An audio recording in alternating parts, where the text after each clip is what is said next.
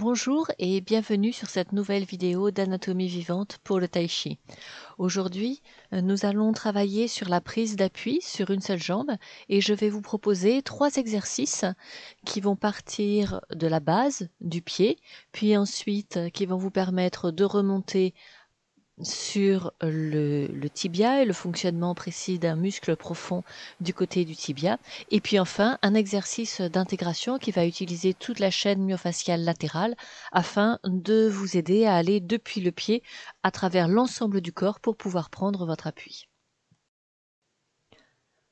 Notre première étape est d'avoir un pied suffisamment détendu et structuré sur le sol pour pouvoir écouter le sol, être vraiment enraciné dans le sol.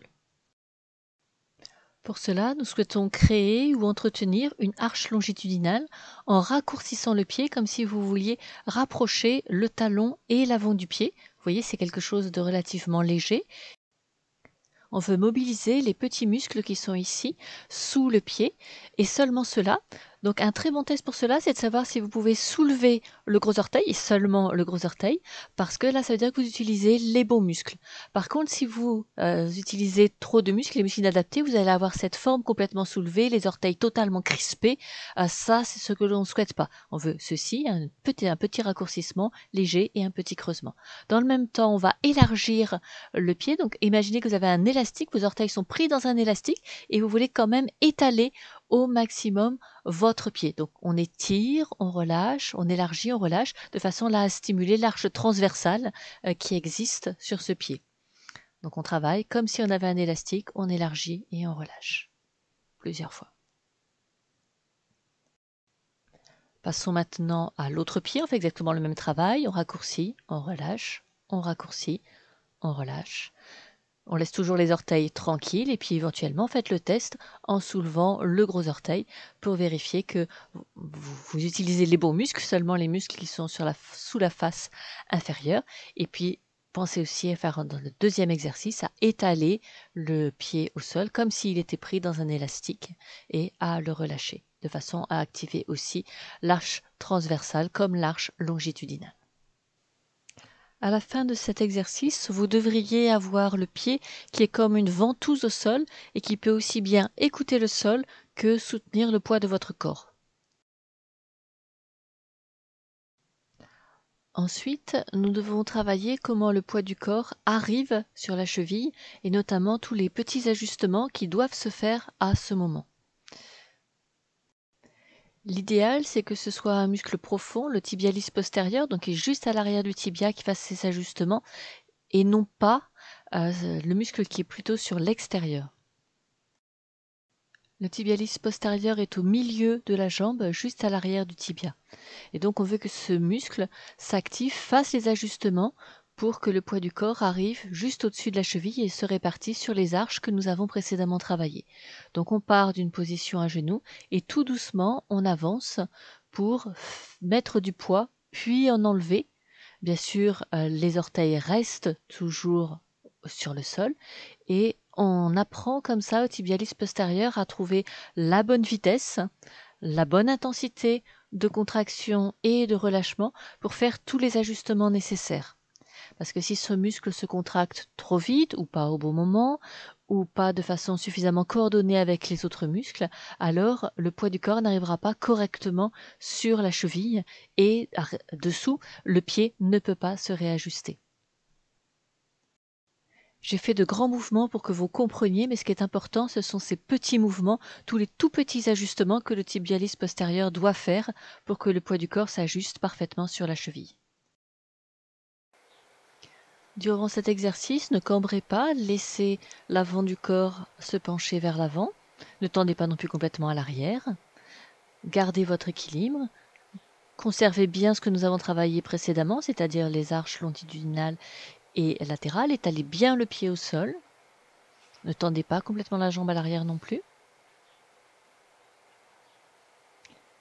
Et on y va tranquillement. On essaye d'augmenter la proprioception dans le pied. Qu'est-ce que l'on sent? Est-ce que vraiment le poids du corps arrive sur tout le pied? Changez de côté, on part toujours dans cette même position. Prenez le temps de bien étaler le pied au sol, de recréer les arches. Et puis tout doucement, venez mettre du poids du corps dessus et l'enlever en gardant bien toujours les orteils au sol. Et c'est vraiment la qualité de la tension ici qui va faire le travail. Ce n'est pas la peine de faire de grands mouvements. C'est pas ça du tout qui est intéressant. C'est la qualité de votre écoute sur le pied, au sol, mais aussi sur la cheville. Qu'est-ce qui se passe quand vous changez le poids du corps et que le poids du corps arrive et s'en va du pied? Comment ça se passe sur votre cheville? Est-ce que votre cheville bouge beaucoup d'avant-arrière? Comme le travail de la cheville est de s'ajuster à toutes les variations du position du corps, nous allons faire une variante. Faites un étirement latéral en allongeant bien la colonne, posez l'autre main au sol et recommencez l'exercice. Donc là, nous proposons un poids du corps réparti différemment et pourtant, il faut que le travail de la cheville et du pied reste exactement le même, malgré le fait que nous ayons des segments corporels disposés d'une toute autre manière. Ceci n'est bien sûr pas du tout représentatif de notre tai chi, mais c'est histoire de proposer un problème à résoudre à notre cheville. Redressez-vous, changez de côté, étirement latéral, posez la main au sol et on recommence. Le mouvement est toujours un mouvement d'avant-arrière, il n'y a pas de composante latérale, bien que le haut du corps, lui, soit sur le côté, et c'est ça qui va justement perturber normalement la prise d'appui. Et donc, on essaye ici de garder la même qualité. Le genou va toujours vers l'avant, il ne vient pas vers le côté où on a les mains. Et il ne faut pas non plus que le pied bouge au sol.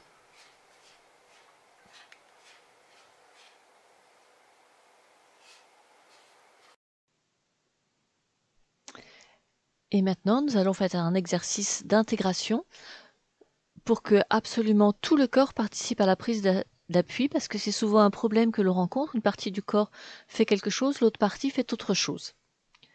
Donc comme je suis en train de vous le montrer, on s'installe sur un pied. Bien sûr, on ne penche pas, on ne sort pas la hanche, on ne penche pas non plus le buste. Les deux mains vont en sens opposé, une vers le ciel, une vers le sol. On ne fléchit pas, on ne garde pas la jambe fléchie. On s'étend totalement. Là, le pied d'appui, depuis le pied d'appui jusque dans la main qui va vers le ciel, c'est tout le corps qui s'étire. Il ne faut pas que la jambe reste vers le sol et que seulement le haut du corps s'étire. Là, on veut que tout le côté s'étire et le genou monte. Pas besoin que ce soit très haut, mais il monte aussi. On échange les mains, prenez le temps de bien étaler le pied au sol. Installez tranquillement votre pied, laissez la cheville. Vous voyez que ce côté-là, j'ai un petit peu de problème. Donc, on prend vraiment le temps. On pose l'appui, la cheville vient bien, de ce côté-là, ça vient tout seul.